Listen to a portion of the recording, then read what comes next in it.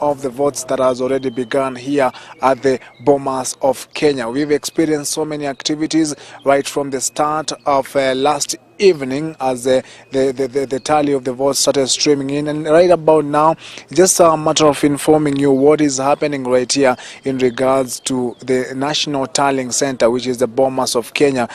Just to give you a brief a glimpse of the tally that we expect to be happening anytime the Independent and Electoral Boundaries Commission IEBC verifies the Form 34A that have already been reported from the polling station. 92.8% of the Form 34A have already been reported from different polling stations, indicating each and every polling station from all the 47 counties that have been able to submit their tally to the National Tallying Center, that is the Bomas of Kenya. Remember, we are coming to you live from the Bomas of Kenya, which is the National Tallying Center, and that is expected to compile and tally the presidential election. And just to get down to the figures on the numbers of Form 34A that have already been reported to the IEBC from different polling stations, Baringo County significantly has already reported 93.79%, together with Bomet reporting 97.19% of the out of the 855 polling station, 831 already have been reported to the National Tallying Center. That is where we are at the Bomas of Kenya. Significantly, the counties of the northeastern region, despite reporting lower figures in the middle of the night, as we continued to track down the tallying results as they streaming. Garissa now has 64.4% of the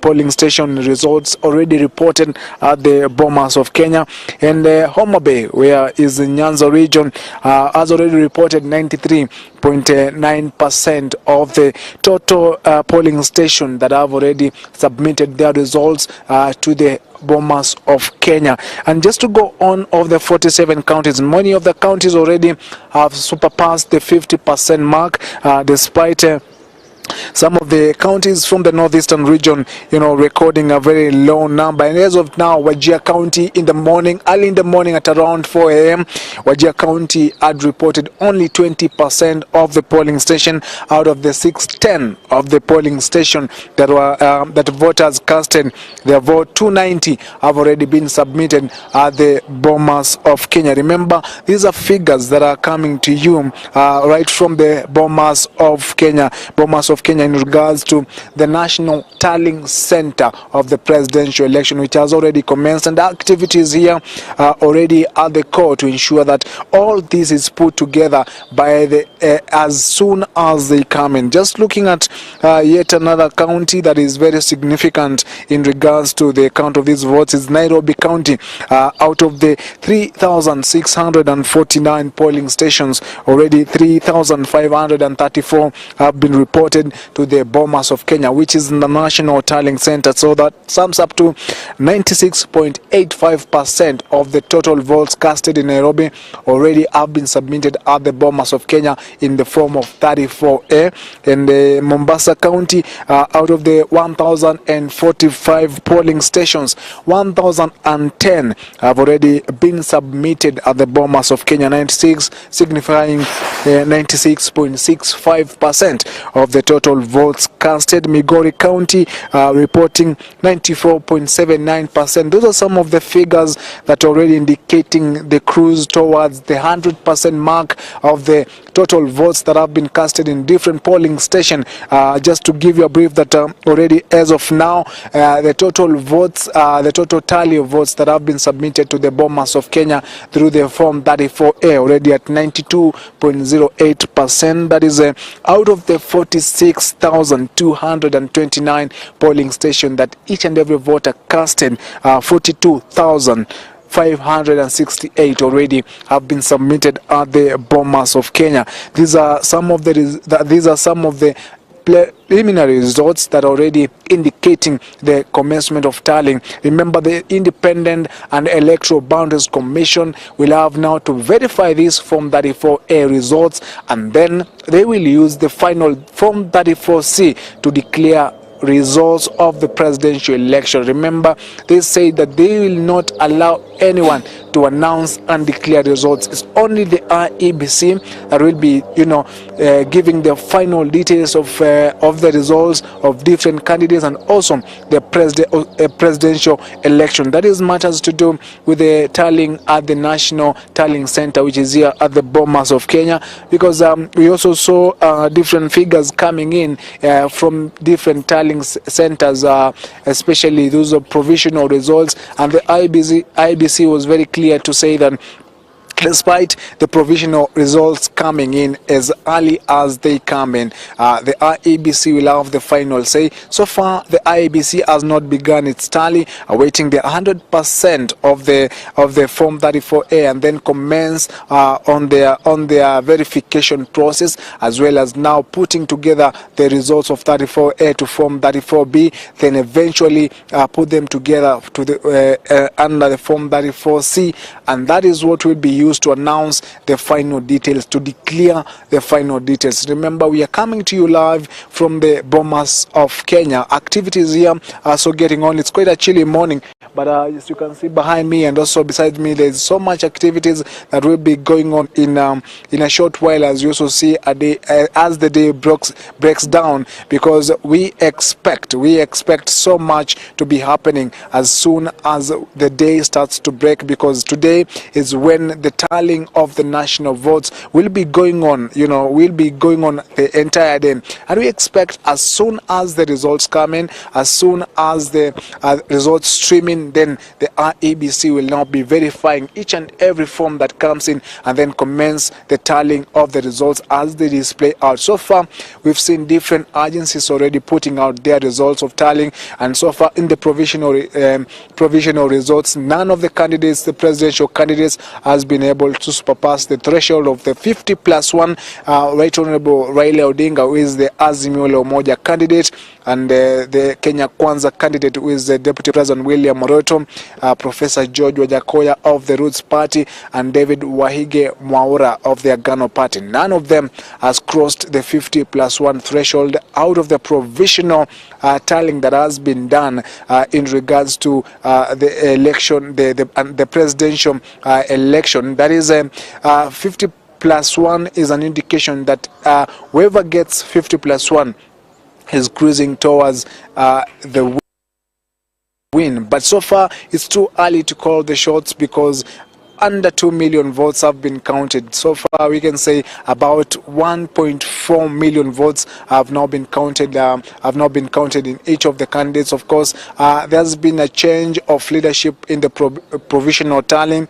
Raila Odinga of the Azimio la Umoja taking a lead. Well, doesn't last so much long, as Deputy President William Ruto also takes the lead. Remember, those are some of the figures that are indicating what we expect to be a tight race. Of course, depending on the sequence and the flow of results as they come in, then we could be headed for a tight race. And just to inform you that the counting and the tallying of the votes will continue day on, because we are right here following every bit of this particular process. And just to give you an update, because as we stand here, as we speak, the results are streaming in, the results are getting in, and as soon as they get in, then the process of verification will commence. So far, we talked about 92.08% of the total votes casted in different polling stations already being reported at the Bomas of Kenya. And as we speak right now,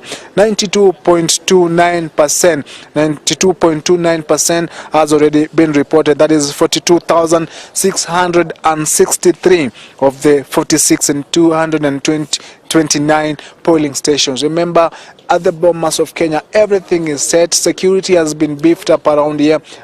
Everything has just been set right to ensure that this counting and tallying of election gets swift and gets smooth, and everything goes as planned, because today is the D-Day, where the climax of the tallying of votes will now be seen, even as we see provisional results already putting the two top contenders of the presidential race already ahead, as DP Ruto takes the lead, while ODM leader Raila Odinga is now trailing slightly.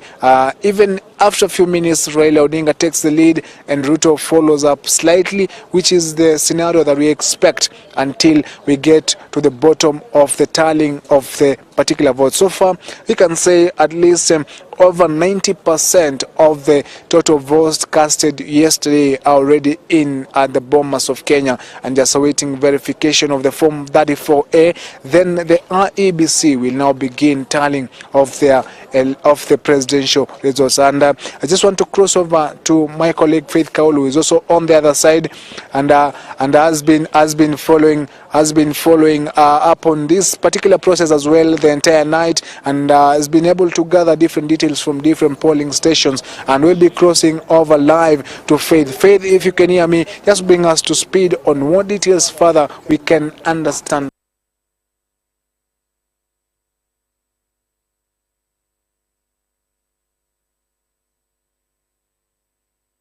from the tallying process that has been ongoing at the Bomas of Kenya right throughout the night.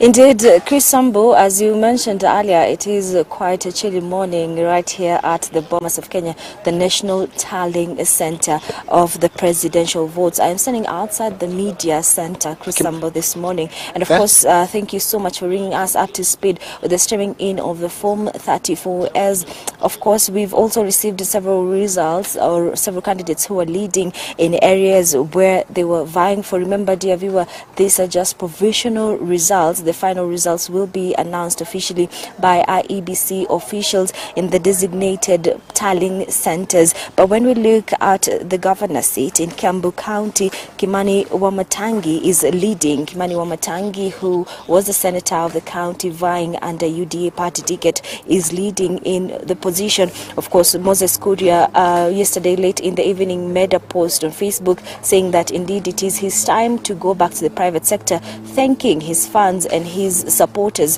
for the support that they showed him during his time as Member of Parliament Gatundu South. Moses Kuria, who was vying for the position of Governor Kiambu County under the Chama Chakazi Party, as well as William Kafogo, who was the governor vying under the Tujibebe Party, James Nyoro for Jubilee Party for the same position. But reports coming in is that Kimani Wamatangi for UDA Party is leading in that position. When we look in Nakuru County, Susan Kihika, vying under the UDA ticket as well, is leading just above, right over Lee Kinyanjui of the Jubilee Party. Crossing over to Nairobi County, we saw a tweet earlier on as well, late evening, from Johnson Sakaja about making Nairobi great, an indication that he is leading on the vote count.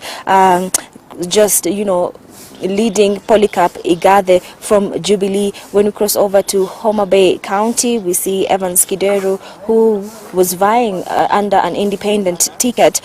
This is after losing the ODM ticket to Gladys Wanga, who was also vying for the same position. He's currently leading. Crossing over to Kirinyaga County, Anne Waiguru of the UDA party as well is leading with votes over Purity Ngishiri, who was vying as an independent candidate. Just to mention a few of the areas where we are getting live results from the candidates who are leading. Crossing over to Tana River, Danson Mungatana, who just made a comeback to the political arena under the UDA ticket as well, is leading in the race of gubernatorial in that area, Tana River County. Speaking of Trans Nzoia County, George Natembea, who was the commissioner of Rift Valley region as well, is meant to take that seat. That is a few of the updates of the gubernatorial ticket in several counties where we are getting results from. When you look at the senatorial seat in Nakuru County, Tabitha Karanja of the UDA party ticket as well is leading amongst other competitors. In Kakamega, it is Boni Halwale. In Narok County, it is Samuel Ole Tunai and Ledama Olekina as well, a very tight race over there. However, we also saw a tweet from Ledama Olekina thanking his supporters, just showing that it is indeed a very tight race, waiting for the IEBC officials to announce the winner as well. This is just some of the reports we are receiving from different polling stations. When we look at the member of parliament, national member of parliament seat in Garissa Township, it is Aden Duale. Many people have congratulated him on social media platforms, indicating that he is leading by a very huge margin. In Westlands, it is Tim Wanyonyi of the ODM party. Crossing over to Mombasa County, Nyali constituency, it is Muhammad Ali who has, or rather seems like he will retain the seat as well. When we come to Langata constituency in Nairobi County, it is Nixon Korir of UDA who as well, if announced winner, he will be retaining the seat. This is just to mention a few of the people who were leading so far. Definitely these are provisional results awaiting official communication from the IEBC officers from the different tallying centers. And just to mention a few of the leaders who've already conceded defeat publicly, we look at Naomi Shaban, MP of Taita, who was vying again, wanting to maintain the seat under the Jubilee Party ticket. Looking at as well at Moses Kuria, who's come out to post on his social media conceding to defeat, thanking his supporters, saying he's ready to go back to the private sector. And this is just the spirit that we need and we require at this time. Leaders showing solidarity, leaders showing acceptance of the results, whether in favor of them or not. And even as we bring you this live streaming of provisional results that we're receiving from different polling stations, dear viewer, we ask you as well to share your messages of peace on our social media platforms with us. This is on CAC TV Kenya, both on Facebook and YouTube. What message of peace do you have to leaders who are winning, leaders who will not win, and as well as to other Kenyans, fans of leaders who win and who will not will? Share your messages of peace with us. Definitely we'll be having a look at them as well, post them on our social media pages, because this is the time that we need to spread the message of peace. Just to look at a few people who indeed the results are not in their favor is Kevin Kioko aka Bahati, who was vying for the Mathare national member of parliament seat under the Jubilee ticket, as well as Felix Odwor, who many know him as Jalango, who was vying for the national member of parliament seat as well in Langata constituency under the ODM ticket. Just to mention it to you and reiterate again, dear viewer, that these are just provisional results. Of course, we are awaiting to hear from the IEBC officials from the different tallying centers. Remember, there are 3 official tallying centers. This is the constituency tallying center, the county tallying center, and the national tallying center, as well at the Bomas of Kenya. In the constituency,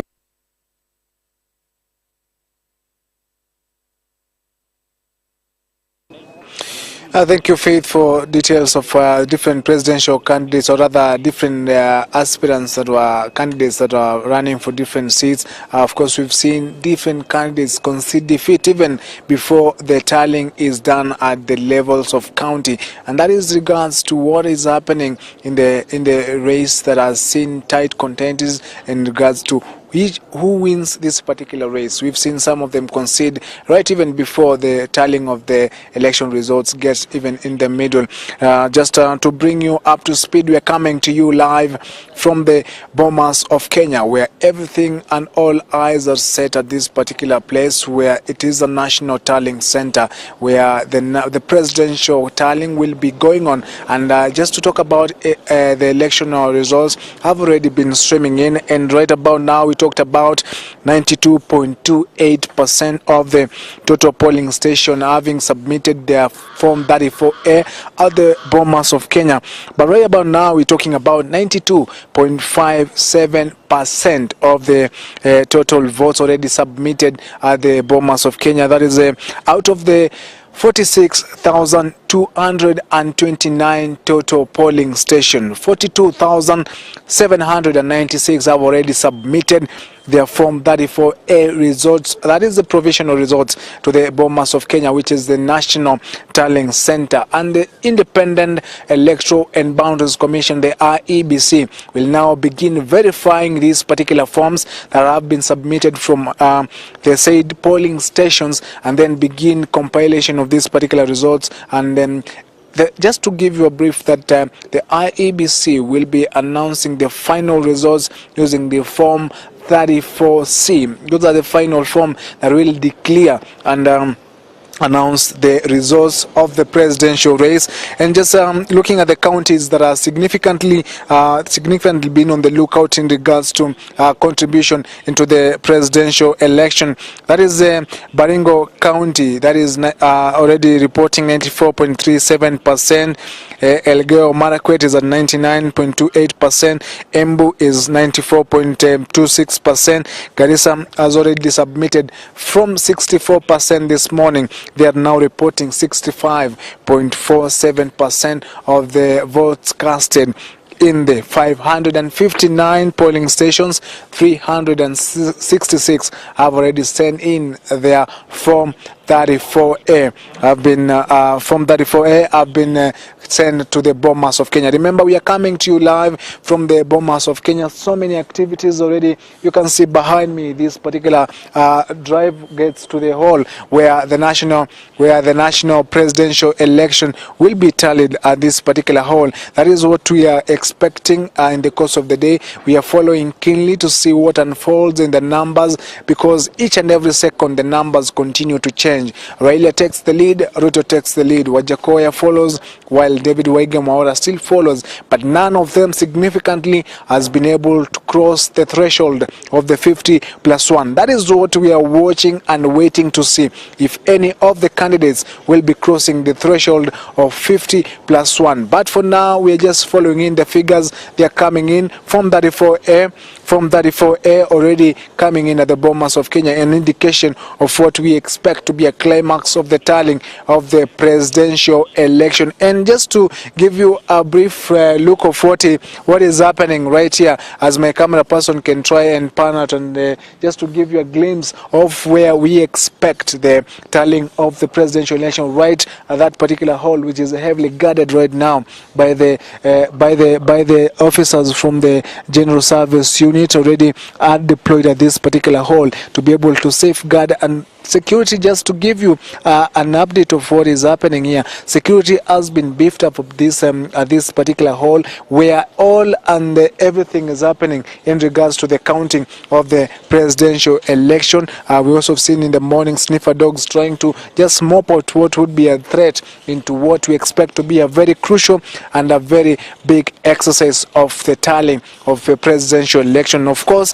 we are expecting so much to unravel. We are expecting so much to unravel in the next few hours as the day breaks down, because there is so many activities that have been happening since morning, and getting into the break of the day, we'll also be witnessing the numbers coming in. 92.57% is what stands now as the number of Form 34As that have been submitted from different polling stations to the Bomas of Kenya, which is the National Tallying Center. Of course, we understand there has been a polling station that have also been voting this morning, regardless of the exercise ending yesterday. It's matters to do with the hours wasted yesterday. And just to give you an update is that the tallying continues from the polling station that have already commenced and finished the exercise of the voting process. But for those, especially in the northeastern region, that are not able to proceed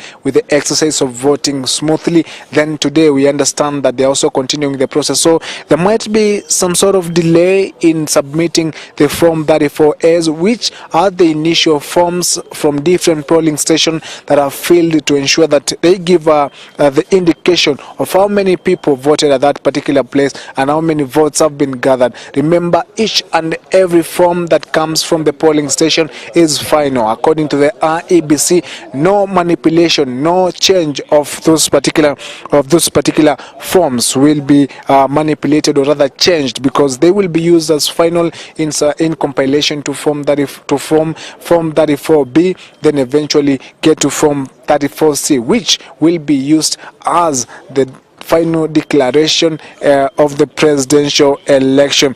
Just looking at counties significantly that contribute to the larger percentage of what we expect to be a determinant of who takes the lead, of who takes the lead in this presidential race.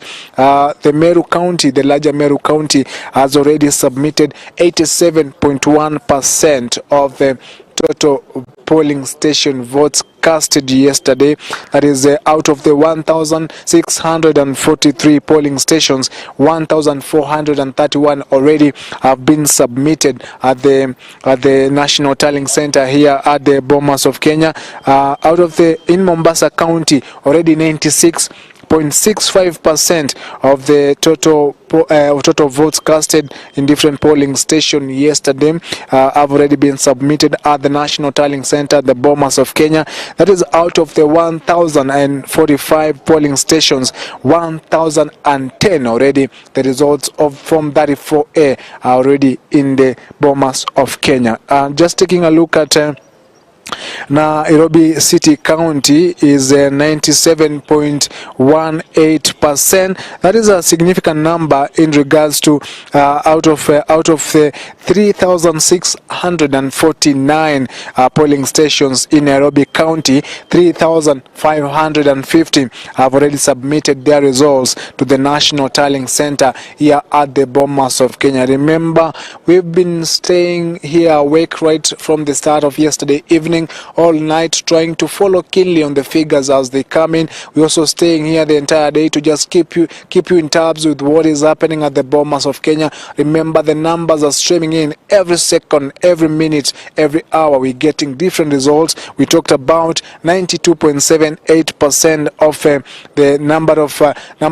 total number of percentage of the polling station that have submitted their results to the National Tallying Center. And right now, it's 92.80%. We shall be taking a very short commercial break, and when we return back, I will be my colleague Faith Kaulu on the other side will also be giving you final details of what also is happening on the other end of the Bomas of Kenya. Remember, there is so many activities happening at different points. We are trying to follow each and every activity so that we compile together and give you an update and bring you up to speed with what is happening at the Bomas of Kenya. We take a very short break, then we'll be right back. Don't go far away.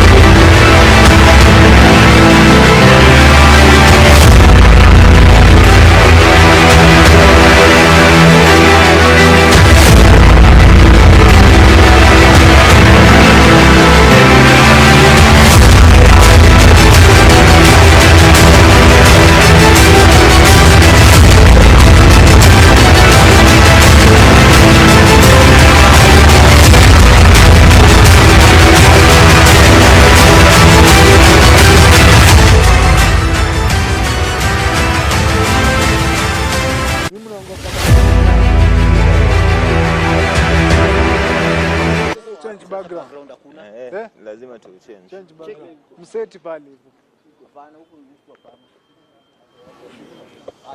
Simama hapa, simama kando hivi. Pinda yeka hapo hivi. Sasa ziada kwa mimi tofauti na hiyo, tofauti kwa. Sijui mbona wewe haunipati. Mimi niko naongea.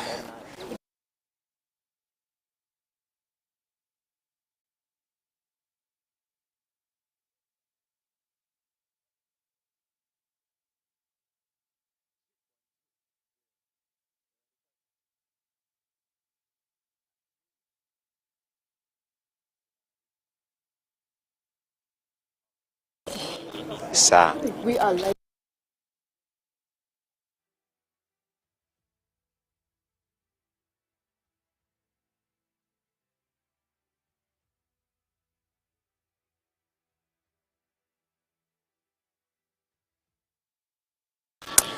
Thank you, Chris Sambu, for that very detailed update regarding the Form 34As. Indeed, we are still coming to you live from the Bomas of Kenya, and in a few minutes I'll be joined by my colleague Vincent Kerosi, who will be taking over of the day as well, come to right here at the Bomas of Kenya to bring you up to speed with whatever is going to happen. Remember, any moment from now today we are expecting the Form 34As to arrive here physically for the verification process. Of course, they have been streaming live on the IEBC's portal. They will be arriving here physically for the verification from the IEBC so that they can announce the official results as well as the official leaders. Remember, we have 3 tallying centers. This is the constituency tallying center where they will tally the results and count the votes as well as declare the winners of the member of county assembly seat as well as the national assembly seat. The county tallying center where final tallying and declaration of the gubernatorial, senatorial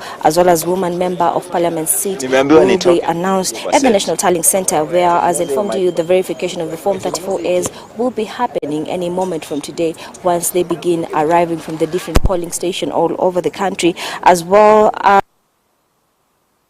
confirmation of the constitutional threshold of the 50+1% as well as the 25% of majority counties, the declaration of the presidential results as well as the issuance of certificates to the president-elect. It is indeed a very tight race between the Kenya Kwanza's UDA's William Ruto and Azimio la Umoja One Kenya Raila Odinga, with the wing scale, losing balance every minute weighing on each candidate. We are yet to find out who is the winner, but dear viewer, keep it in right here because we are camped at the National Tallying Center, the Bomas of Kenya, to bring you up to speed with whatever is happening. And before I leave you, just to have a look at some of the candidates who are leading in different positions that they were vying for, we cross over to Siaya County, where Oburu Odinga is leading in the senatorial seat in that county. When we look at the member of National Assembly, we go to Kibwezi, where we see Mwingi Mutuse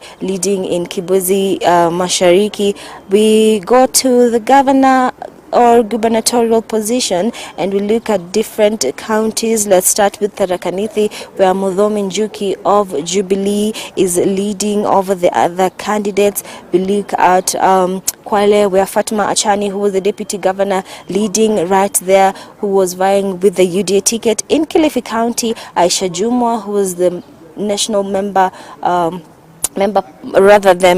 parliament of Malindi, is leading, who was vying under the UDA ticket. Lastly, let's look at Bungoma County, where the Speaker of the Senate, Kenneth Lusaka, was vying with Ford Kenya Party ticket, and he's leading right there. Remember, these are just provisional results. Any moment from now, we're expecting to hear from the EBC officials declaring these candidates as winners. But right here at KAK TV, we'll be bringing you up to speed with whatever is happening in different polling stations. Remember, yesterday in Eldas constituency, Wajir County, the election process was postponed to today due to security reasons, but up to now they have not started. A few hours back, 6 a.m. when the polling station was supposed to be open, still there were no IEBC officials in the different polling stations. Still there was no security at the different polling stations. Indeed, a few residents of Eldas had arrived at different polling stations ready to participate in their constitutional right, awaiting eagerly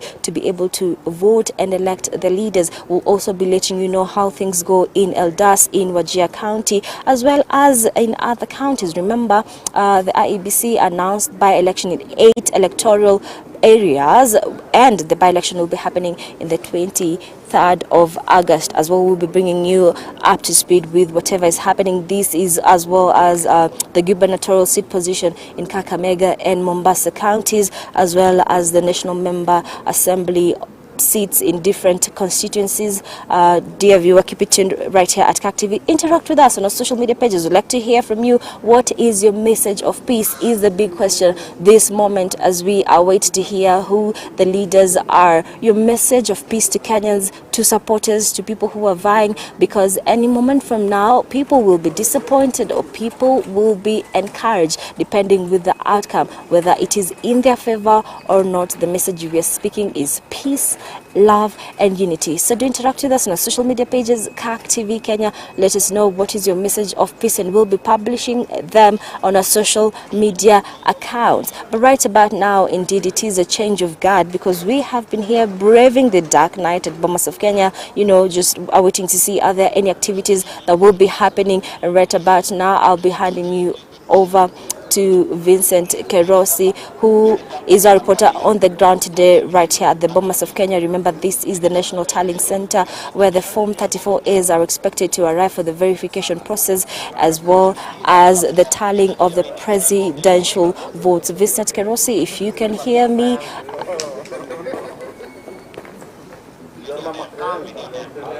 Asante sana mwenzangu Faith Kaule upande ule wa pili, ambapo amezungumza kwamba mambo ni kama hayo mtazamaji. Usiku mzima wenzangu wawili hapa, Faith Kaule na mwenzake Chris Sambo, wamekesha kuhakikisha kwamba wanapata hali halisi ilivyo moja kwa moja kutoka kituo kikuu cha kuhesabia kura za urais mtazamaji, kilichoko katika ukumbi wa Bomas ulioko jijini Nairobi. Kumbuka kwamba hapa ndo makao makuu ambapo tume ya IEBC itakuwa inatuambia moja kwa moja ni nani mshindi. Ni baada ya kuangazia na kuangalia yale matokeo ambayo yanatoka kwa kila kituo cha upigaji kura mtazamaji. Kama walivyokujuza hapo awali, ni kwamba hali ndo kama hivyo. Asilimia zaidi ya 92 ya vituo humu nchini vimekwisha wasilisha zile zinaitwa Form 34A moja kwa moja mtazamaji, ambazo zinatoka kwenye vituo vya kupigia kura vinavyoelezea basi hali ya matokeo katika vituo hivyo, hasa matokeo urais yametumwa moja kwa moja katika mtandao wa IEBC mtazamaji.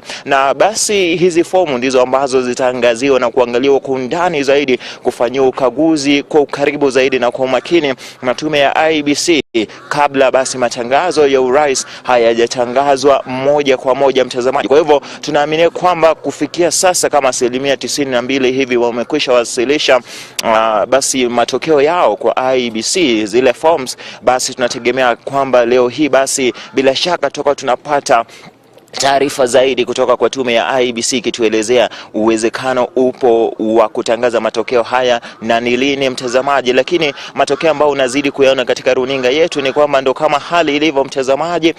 Bado kipute hiki kati ya vinara wakuu katika miungano miwili mikuu, ikiwa ni kinara wa Azimio la Umoja One Kenya Raila Odinga na bila shaka mwenzangu katika upande wa Kenya Kwanza chama cha UDA Mheshimiwa William Ruto, ambaye kwa sasa naibu wa rais. Wanavutana kweli kweli, manake Raila akienda mbele kidogo hivi basi naye William Ruto anamzidi kwa muda. Wanavutana kweli kweli mtazamaji, na kipute hiki kitakuwa cha karibu zaidi kuangaziwa. Kwa hivyo la muhimu kwako kufanya ni kwamba usitoke kwenye runinga yako, usitoke kwenye kituo hiki, ambapo mtazamaji tutakuwa tunahakikisha kwamba tunakupatia kila takwimu inavyotukia mtazamaji moja kwa moja. Lakini mbali na uchaguzi wa urais, mbali na matokeo ya uchaguzi wa urais mtazamaji, tunafahamu kwamba pia yapo matokeo mengi tu ambayo mtazamaji yanatoka kwenye kaunti, yanatoka mtazamaji katika ule uwakilishi wadi na bila shaka katika ubunge mtazamaji. Tutakuwa tunakufahamisha tu hali itakuwa namna gani siku nzima mtazamaji, manake tunaaminia kwamba sasa hivi asubuhi hii tunafahamishwa kwamba vituo vingi hasa katika kaunti ndo wanamalizia yale matokeo, kuangalia na kuweka pamoja, kuweka hisabati za 2 ongeza 2 kuhakikisha kwamba wanapata matokeo sawia kabla ya kutangaza washindi katika ugavana, katika uwakilishi wadi, katika ubunge, katika useneta, katika uwakilishi wa wanawake mtazamaji. Lakini la muhimu zaidi kufahamu kwamba matokeo yanayotukia katika vituo vyetu ni kwamba haya matokeo si rasmi mtazamaji, manake hayajatoka kwa vyovyote vile katika tume ya IEBC. Haya ni matokeo tu ambayo yanaitwa provisional, matokeo ya awali ambayo vituo tu vya habari vinazidi kuangazia na kuangalia ni kwa namna gani. Manake ukumbuke kwamba tume ya IEBC ilikuwa imepatia vyombo vya habari uwezo wa kujipigia hesabu zao na kuangazia basi hali inakuwa namna gani katika matokeo ya urais mtazamaji, na hicho ndiko kile ambacho tunajaribu kukifanya mtazamaji. Ndio maana ukiangalia matokeo ni tofauti kulingana na vile vituo vya wanahabari ambavyo vinahakikisha kwamba matokeo haya yanakuwa kwa namna gani mtazamaji. Kwa hivyo nitakuwa nakujuza tu hali itakavyokuwa siku nzima hapa. Bila shaka sitakuwa peke yangu, nitakuwa na mwenzangu Aida Monzati ambaye atakuwa na ungana nami tu muda mfupi ujao tuangazie hali itakuwa namna gani kutoka ukumbi wa Bomas. Manake hapa sasa ndio kitovu ambapo kila jicho la kila mwananchi, wapiga kura zaidi ya milioni 12 ambao walipiga kura zao hiyo jana, mtazamaji, watakuwa wanatizama kwa ukaribu zaidi na kufuatilia ili kufahamu ni nani kati ya wale ambao waliwapigia kura atakayeibuka mshindi. Nasi mtazamaji tutajitahidi kwa ukubwa zaidi ili kuhakikisha kwamba haupitwi na lolote, haupitwi na taarifa yoyote. Mtazamaji, nataka kufahamisha viwili tu ambapo tunajua kwamba si rasmi, ndio matangazo hayajatangazwa, lakini vitu vile ambavyo naweza nikavizungumzia sasa hivi ni kwamba aliyekuwa mbunge wa Gatundu Kusini ambaye alikuwa anawania ugavana katika kaunti ya Kiambu, Moses Kuria, kupitia chama cha Kazi, amekwisha bwaga manyanga na kukubali kwamba ule ugavana ama kile cheo cha ugavana, ule wadhifa wa ugavana katika kaunti ile, basi hatoibuka mshindi. Tunajua kwamba hakujatangazwa mshindi rasmi ni nani, lakini aliyekuwa mbunge wa Gatundu Kusini ambaye pia ni kinara wa chama cha Kazi, Moses Kuria, amekwisha kubali kushindwa na kujiondoa basi rasmi katika kinyang'anyiro hicho. Tutegemee tujue kutoka ile kaunti ya Kiambu iliyoko na wapiga kura zaidi ya milioni Bili hivi mtazamaji, wamempigia nani, wamemchagua nani kwa gavana wao, wamemchagua nani kwa seneta, nani huyu mwakilisha kina mama, na bila shaka katika maeneo bunge yaliyoko kwenye kaunti hiyo tutakuwa tunaangazia basi tujue ni nani mshindi. Mtazamaji, tunaangazia pia kule Kisii katika eneo bunge la Bonchari. Mtazamaji, kuna mmoja ambaye tayari amekwisha kubali, amebwaga manyanga, akainua mikono juu akasema nimekubali kushindwa. Ni mmoja mgombea kupitia chama cha UDA, wakili Wycliffe Mbeta, amekubali na kusema kwamba amekubali kushindwa, atajaribu tena wakati mwingine. Tukumbuka mtazamaji, hizi ni taarifa tu tunazozipata kupitia mitandao binafsi ya hawa wagombea. Mtazamaji, hakujatangazwa rasmi matokeo rasmi katika vituo hivi, lakini tunafahamu kwamba kupitia mitandao yao wawili hawa wamekubali kushindwa, mmoja akiwa ni Moses Kuria aliyekuwa anawania ugavana katika kaunti ya Kiambu kupitia chama cha Kazi, ambaye amekubali kushindwa. Tutafahamu nani mshindi katika kinyang'anyiro hicho. Lakini pia kule Kisii, katika kaunti ya Kisii, eneo bunge la Bonchari, mtazamaji, tunafahamishwa kwamba Cliff Ombeta, wakili huyo ambaye alikuwa anawania kupitia chama cha UDA, amekubali kushindwa, amekubali kuondoka kinyang'anyironi. Kwa hivyo tutatarajia tujue ni nani yule ambaye wakazi na wapiga kura wa kituo hiki ama wa eneo bunge hili la Wanjare